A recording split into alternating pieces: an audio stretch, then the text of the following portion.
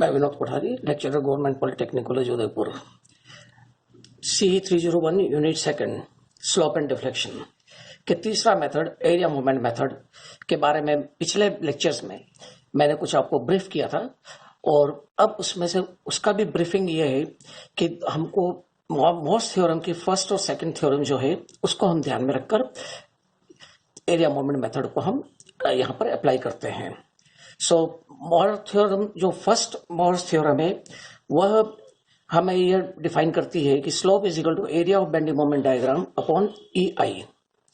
और area of bending moment diagram होता है कि जिस भी लिमिट पर हमको, जहां पर निकालना है हमको स्लोप, उस स्लोप के उसमें लिमिट हम डिसाइड करते हैं, और लिमिट 0 से लेकर मैक्सिमम तक डिसाइड करते हैं। और MDX का मतलब होता है कि सेक्शन हम लेते हैं, सेक्शन के ऊपर हम बेंडिंग मोमेंट की इक्वेशन बनाते हैं, बेंडिंग मोमेंट की इक्वेशन को हम इंटीग्रेट करते हैं और उस लिमिट को हम अप्लाई करते हैं, तो हमको उसको टोटल एरिया मिल जाता है बेंडिंग मोमेंट डायग्राम का। तो वह area of bending moment diagram divided by EI, यह हम स्लोप को कैलकुलेट करने के लिए काम में लेते हैं। सेकंड डिफ्लेक्शन को हम कैलकुलेट करने के लिए उस जो हमने एरिया लिया है उसको हम, उसकी जो CG है उस CG से उसको मल्टीप्लाई करते हैं। सो हम उसके CG भी कंसीडर करते हैं, और उसमें हम इस तरीके से एरिया और CG को जो मल्टीप्लाई करके हम जो प्रोडक्ट निकालते हैं उसको न्यूमरेटर में रखकर और डिवाइड बाय EI कर देते हैं, तो हमको ये है कि डिफ्लेक्शन भी ज्ञात हो जाता है। अब इसके कुछ डिफरेंट प्रॉब्लम्स जो हमने पहले हमने देखी है डबल इंटीग्रेशन मेथड और मैकॉलेज मेथड में, उन्हीं मेथड्स जो प्रॉब्लम्स है उनको हम यहाँ पर डिस्कस करते हैं। सबसे पहली प्रॉब्लम हमने देखी थी कि एक कैंटिलीवर बीम है जिसका स्पान L है, जिस पर फ्री एंड पर W पॉइंट लोड लग रहा है। तो सबसे पहले हम इसका बेंडिंग मोमेंट डायग्राम ड्रॉ करते हैं। चूंकि ये एक स्टैंडर्ड केस है, स्टैंडर्ड केस का हमको बेंडिंग मोमेंट डायग्राम, हमको जो ऐसे सिंपल केसेस हैं और स्टैंडर्ड केसेस है उनका बेंडिंग मोमेंट डायग्राम यदि हमें ध्यान में है तो हमारी को ये समय की हमारी बचत हम कर सकते हैं। सो इसका bending moment diagram will be a triangle, और जिसमें यहाँ पर 0 बेंडिंग मोमेंट हमारे यहाँ पर फ्री एंड पर होगा और maximum bending moment fixed and पर होगा। मैक्सिमम बेंडिंग मोमेंट की, चूंकि हमें जानते हैं कि bending moment is equal to load into vertical distance, तो load is W and vertical distance is L, so WL। जो हम फ्री एंड से फिक्स्ड एंड की तरफ आते जाएंगे तो हमारा बेंडिंग मोमेंट की वैल्यू बढ़ती चली जाएगी, और मैक्सिमम बेंडिंग मोमेंट हमको यहाँ पर फिक्स्ड एंड पर मिलेगा, तो दैट इज WL। सो ये एक तरह से राइट ट्रायंगल हो गया, राइट ट्रायंगल। फिर इसमें हम CG का भी हमें जानते हैं कि वर्टेक्स से इसका हम डिस्टेंस लेंगे यहां से, यानी कि फ्री एंड से हम CG तक का डिस्टेंस लेंगे X बार। यहां पर जो ये X बार होता है ये उसकी CG का तो इस ट्रायंगल में वर्टेक्स से हम दूरी ले रहे हैं, तो वर्टेक्स से CG का डिस्टेंस होता है 2/3 ऑफ दिस हाइट। अगर मान लो तो यहाँ पर चूंकि ये L डिफाइन किया हुआ है तो इसलिए हम यहाँ पर 2/3L, तो X bar is equal to हो जाएगा 2/3L। सो अब divide by DX is equal to at B निकालना है हमको, तो डिवाइड बाय DX और B, IB is equal to A upon EI। Area of this triangle is 1/2 L into WL into L। तो WL base हो गया या हमारी हाइट हो गई, L हमारा बेस हो गया, तो 1/2 आधार इंटू ऊंचाई, ये इसका ट्राइंगल का एरिया का ज्ञात करने का फॉर्मूला है अपॉन EI। सो WL स्क्वायर अपॉन 2EI। सो यह तो डिफ्लेक्शन स्लोप हो गया ए फ्री एंड। अब नाउ डिफ्लेक्शन एट B, यानी फ्री एंड पर डिफ्लेक्शन कितना होगा। तो चूंकि हम ये जानते हैं कि फिक्स्ड एंड पर तो डिफ्लेक्शन और स्लोप दोनों 0 होते हैं, सो फ्री एंड पर यानी कि वो मैक्सिमम भी होता है कैंटिलीवर के केस में, तो फ्री एंड पर deflection AX bar upon EI की मोहर्स थ्योरम की जो सेकंड थ्योरम है उसमें उसको CG से मल्टीप्लाई करना है बताया हुआ है। तो CG का डिस्टेंस हमने यहाँ पर X बार लिया हुआ है, सो AX bar upon EI। So area हम यहाँ पर ऑलरेडी लिख चुके हैं, तो 1/2 L इंटू WL। और जैसा मैंने बताया कि ट्राइंगल का वर्टेक्स से जो डिस्टेंस होता है CG का, वह X bar 2/3 of this height होती है, सो 2/3 ऑफ L। इसको जब हम सिंप्लीफाई करेंगे तो WL क्यूब अपॉन 3EI हो जाएगा। सो इस तरीके से ये सिंपल वे में divide by DX over B and YB will be this. तो यह हमारे आसानी से हमने ये कैलकुलेट कर लिया। तो इसमें निश्चित तौर पर समय भी कम लगा है और वैल्यू वही आई है जो हमने डबल इंटीग्रेशन मेथड में हमने फाइंड आउट की थी। अब नाउ सेकंड केस है कि एक कैंटिलीवर बीम है जिसका स्पान वही एल है और उस पर पूरे स्पान पर डब्ल्यू पर मीटर इंटेंसिटी का यूडीएल लग रहा है। और तो यहां पर इसका बेंडिंग मोमेंट डायग्राम मैं, अगर हम यहाँ पर फिक्स्ड एंड पर हम बेंडिंग मोमेंट की वैल्यू निकालें तो दैट विल बी, तो यूडीएल के केस में हमें जानते हैं कि लोड हो जाता है डब्ल्यू एल, क्योंकि capital W is equal to हो जाता है स्मॉल डब्ल्यू इंटू एल, यानी कि capital W is equal to W L. So अगर मान लो हम एक्स डिस्टेंस तक हम अगर कोई सेक्शन लेके करते हैं तो डब्ल्यू इंटू एक्स हो जाएगा, लेकिन हम यहाँ पर डायरेक्टली हम निकाल रहे हैं इसलिए डब्ल्यू इंटू एल और इंटू उसका जो हाफ जो डिस्टेंस होता है वो उसका सीजी होती है, चूंकि यहाँ पर इस यूडीएल की जो सीजी है वो इसके सेंटर पे एक्ट करेगी। सीजी से इसका जो जिस भी बिंदु पर हमको बेंडिंग मोमेंट निकालना उसका लंबवत दूरी, so that is L by two, so W L square by two is the bending moment value over fixed and if UDL is applying on the cantilever beam. तो इस केस में भी यहां पर हमको बी बिंदु पर हमको स्लोप और डिफ्लेक्शन निकालना है, तो बी बिंदु पर slope A upon E I, और यहां पर चूंकि यह हमारी सेकंड डिग्री की इक्वेशन है तो यहां पर यह जो बेंडिंग मोमेंट डायग्राम का ये होगा, ये this will be having curvature. तो यह क्योंकि पैराबोलिक इक्वेशन को ये डिफाइन करता है, तो ये पैराबोलिक इक्वेशन में यह कर्व होता है और कर्व के कारण से इस ट्रायंगुलर पोर्शन का जो एरिया होता है वो 1/3 of L into W L square by two इस हाइट हो गई और एल हो गई इसकी लंबाई। या अगर हम इसको समझें कि पूरा रेक्टेंगल बना लेते हैं इस तरीके से, तो रेक्टेंगल का जो एरिया होता है लंबाई इंटू चौड़ाई, तो लंबाई एल इंटू एल हो गई और चौड़ाई हो गई W L square by two, तो ये इसका 1/3 होता है। और यह पार्ट जो होता है जो मैं पेन घुमा रहा हूं, यह पार्ट होता है 2/3 ऑफ एरिया ऑफ रेक्टेंगल।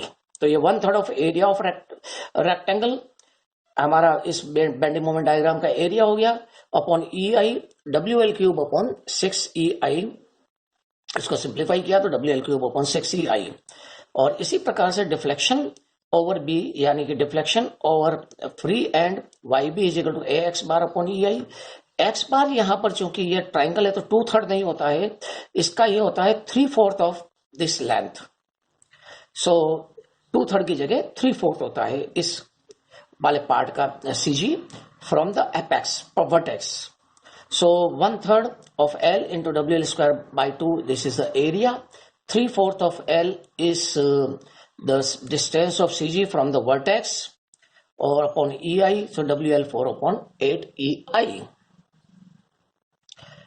अब तीसरा केस कि यदि मान लो कैंटिलीवर बीम है L जिस पर L1 डिस्टेंस फिक्स्ड एंड से L1 डिस्टेंस के ऊपर W पॉइंट लोड लग रहा है, तो इस केस में C बिंदु पर और B बिंदु पर क्या वैल्यूज होंगी वह हम इसमें ज्ञात करेंगे। तो जैसा कि पहले भी हमने एक केस देखा हुआ है कि यहाँ का इसका सबसे पहले चलो हम ये इसका बेंडिंग मोमेंट डायग्राम बनाते हैं। तो बेंडिंग मोमेंट डायग्राम हमारा इस प्रकार से बनेगा। बी से सी तक चूंकि कोई लोड नहीं है तो इसमें यहाँ पर ये बेंडिंग मोमेंट डायग्राम स्ट्रेट होगा और सी से ए तक ये ट्रायंगुलर होगा। जो हम ए की तरफ बढ़ते जाएंगे तो उसमें बेंडिंग मोमेंट की वैल्यू बढ़ती चली जाएगी और फिक्स्ड एंड पर बेंडिंग मोमेंट हो जाएगा WL1। फ्री एंड से इस ट्रायंगल की सीजी का डिस्टेंस मान लेते हैं हम x बार है, सो x बार हो जाएगा चूंकि यहां से लेकर इस सी बिंदु तक का ये वर्टेक्स हो गया ट्रायंगल का, तो यहां तक का डिस्टेंस तो हो गया 2/3 ऑफ L1 और इसमें चूंकि ये CB का डिस्टेंस है L माइनस L1, सो L माइनस L1 हमने ये कर दिया। तो यहां से फ्री एंड से इस CG का डिस्टेंस टोटल हो जाएगा 2/3 L1 plus L minus L1। So IC is equal to IB, IC is equal to IB इसलिए होगा क्योंकि पहले अब इस बात को हम जिक्र कर चुके हैं कि C से लेकर B तक जब इसका बैंड होगा बीम का तो ये बीम का बैंड यहां से सी तक तो ये कर्वेचर में होगा और फिर सी से बी तक ये स्ट्रेट रहेगा। तो इट मींस कि जो सी पर जो स्लोप होगा वही बी पर स्लोप होगा, क्योंकि स्ट्रेट है जो, इसलिए स्लोप विल नॉट चेंज। तो यहाँ पर I C is equal to I B is equal to A upon E I. A upon E I is 1/2 L1 plus WL1 upon E I, WL1 square upon 2EI। Y C is equal to A X bar upon E I. A X bar upon E I means हम अब यहां पर अगर मान लो हम सी पर निकालते हैं तो जिस भी बिंदु पर निकालेंगे हम वहां तक का ही डिस्टेंस लेंगे। तो इसको मैं एक बार तो कुछ देर यहां पर मैं x1 इसको कंफ्यूज ना हो तो इसलिए x1 बार डिफाइन कर देता हूं और यहां से लेकर ये x1 बार मैं कह देता हूं सी तक का, वर्टेक्स तक का x1 बार है। So x1 bar is equal to हो जाएगा यहाँ पर 2/3 ऑफ L1, क्योंकि वर्टेक्स से यहाँ के सीजी का डिस्टेंस इस ट्राइंगल का 2/3 ऑफ ये लंबाई होती है। So 1/2 into L1 into WL1 is the area and 2/3 of L1 is the distance of CG from the vertex, यानी from point C upon EI, so that is WL1 cube upon 3EI।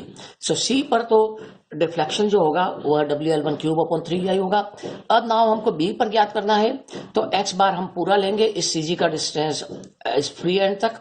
तो यहाँ पर हमने ये जैसे इसको 2/3 of L1 plus L minus L हमने इसको मल्टीप्लाई करेंगे ऐसे। तो एरिया हमारा हो गया 1/2 into L1 plus into WL1 bracket में 2/3 of L1 plus L minus L1।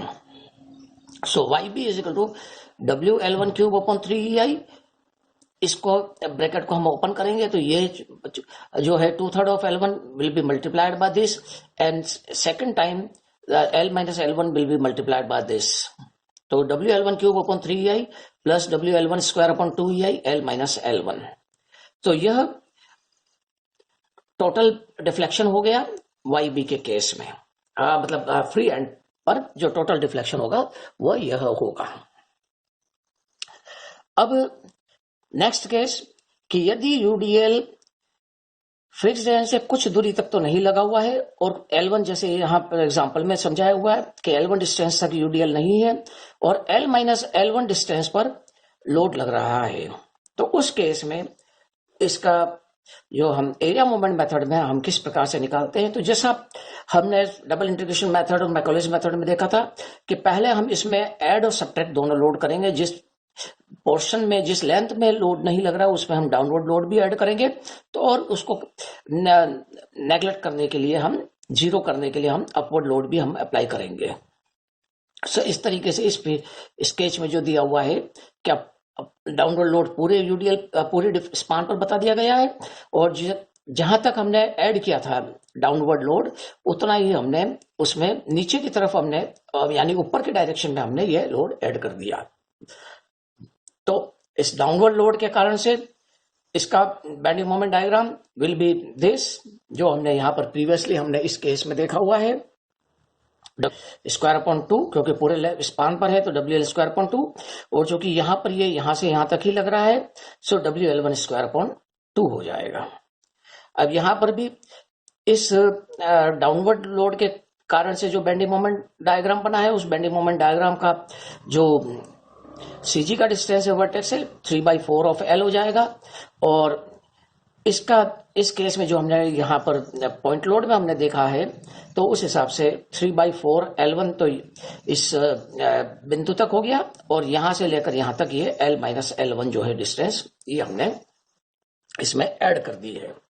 So IB is equal to A upon EI।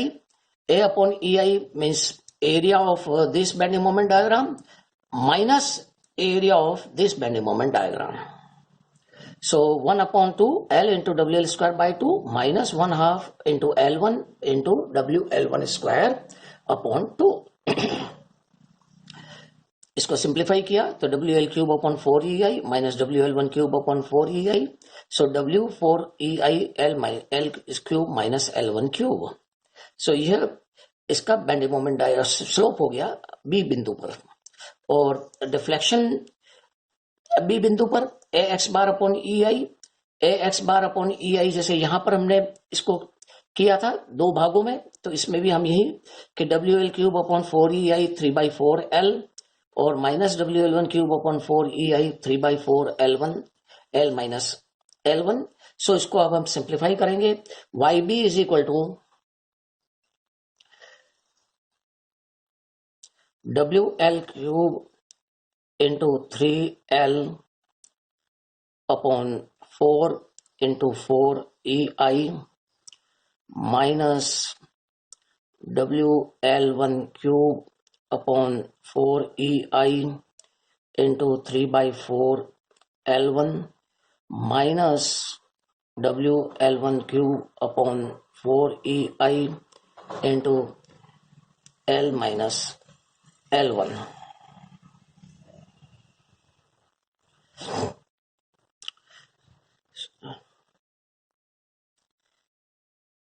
So 3WL4 upon 16EI minus 3WL1 4 upon 16EI minus WL1 cube upon 4EI L minus L1। इस प्रकार से यह यहाँ पर fixed free and पर deflection will be this. तो यह cases हुआ कैंटिलीवर के जो स्टैंडर्ड केसेस हैं। और अब यदि हम सिंपली सपोर्टेड बीम के केसेस को हम देखें तो सिंपली सपोर्टेड के बीम के केसेस में पहला केस सिंपली सपोर्टेड बीम जिसका स्पान L है, जिसके मध्य में एक पॉइंट लोड W अप्लाई हो रहा है। इसका बेंडिंग मोमेंट डायग्राम हम चूंकि जानते हैं कि इसका bending moment diagram will be triangular, जिसमें maximum bending moment will be at the center or the magnitude of that maximum bending moment will be WL/4। So WL/4 हमने यहाँ पर लिख दिया। अब यहाँ पर चूंकि हमको स्लोप ज्ञात करना है A पर, क्योंकि हमें जानते हैं कि मैक्सिमम स्लोप A पर होता है और मैक्सिमम डिफ्लेक्शन C पर होता है, तो हम यहाँ पर C पर हम डिफ्लेक्शन ज्ञात करेंगे और A पर हम स्लोप ज्ञात करेंगे।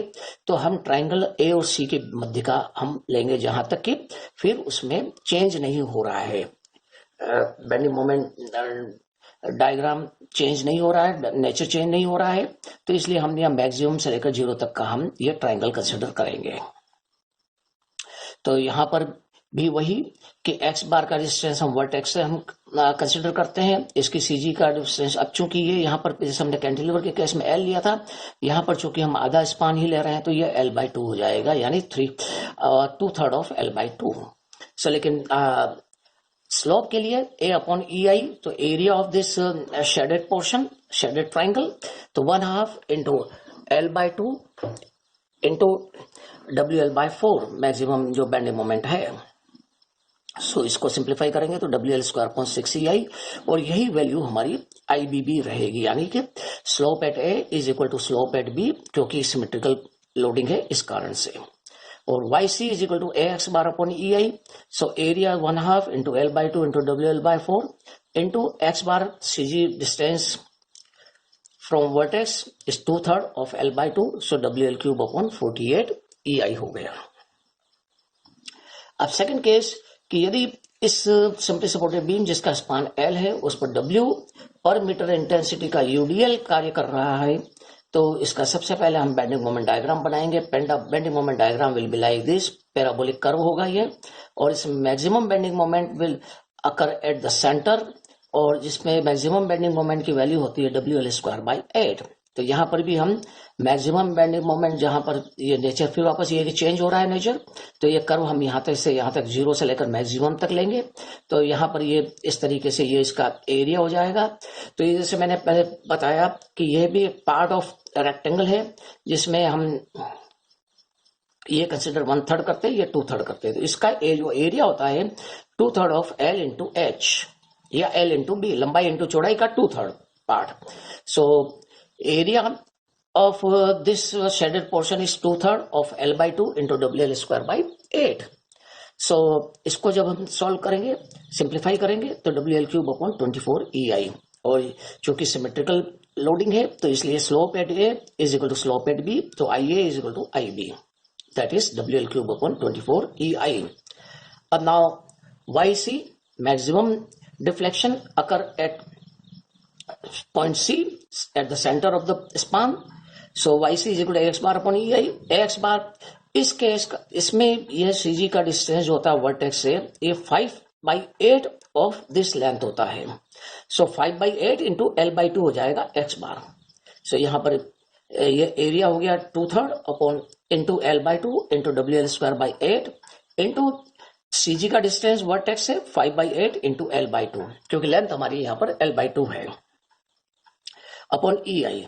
सो इसको जब हम सॉल्व करेंगे तो 5/384 WL4 अपॉन ई आई, यह मैक्सिमम डिफ्लेक्शन की वैल्यू हो गई है। तो ये हमने एरिया मोमेंट मेथड से, हमने ये स्टैंडर्ड केसेस के, सिमेट्रिकल केसेस के हमने केसेस देखे हैं। तो इस तरीके से हम यहाँ पर इस चैप्टर में हमने 3 मेथड्स पढ़े हैं, डबल इंटीग्रेशन मेथड, मैकॉलेज मेथड और स्लोप एंड डिफ्लेक्शन को ज्ञात करने का तीसरा मेथड जो है वह है हमारा एरिया मोमेंट मेथड। तो इसमें किसी भी प्रकार की प्रॉब्लम्स को हम सॉल्व कर सकते हैं, लेकिन एरिया मोमेंट मेथड हमारे स्टैंडर्ड केसेस के लिए और सिंपल प्रॉब्लम्स के लिए हम आसानी से कर सकते हैं, परंतु जब यदि कॉम्प्लिकेटेड प्रॉब्लम्स आती हैं तो उस केस में हमको इंटीग्रेशन mdx और mx/dx की इक्वेशन को काम में लेते हुए हमको करना होता है। तो ये हम नेक्स्ट लेक्चर में हम इसको कवर करेंगे। Thank you.